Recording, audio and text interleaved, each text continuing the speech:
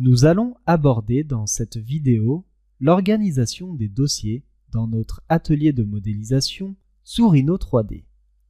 Afin de réaliser cet atelier au mieux, nous allons organiser et ordonner l'intégralité des fichiers et des dossiers.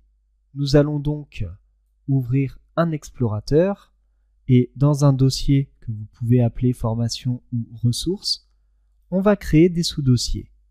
Clic droit, nouveau dossier, et le premier, nous allons l'appeler 3D.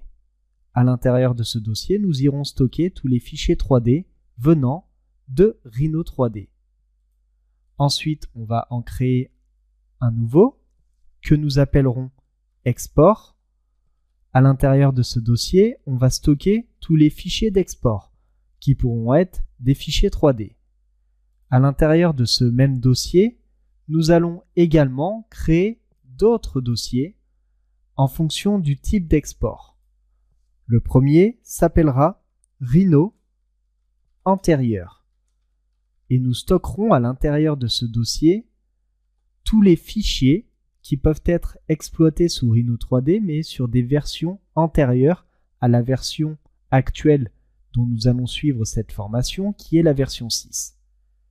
On va ensuite créer un nouveau dossier qui s'appellera STEP pour les exports en fichier STEP. Ensuite, un autre dossier qui s'appellera OBJ pour les fichiers en .obj. Et enfin, un dernier dossier qui s'appellera IGES pour les fichiers surfaciques IGES. On reviendra ensuite dans notre dossier de base. Nous allons créer un nouveau dossier qui s'appellera Images. À l'intérieur, on stockera toutes les images dont on pourrait avoir besoin pour la réalisation de cet atelier.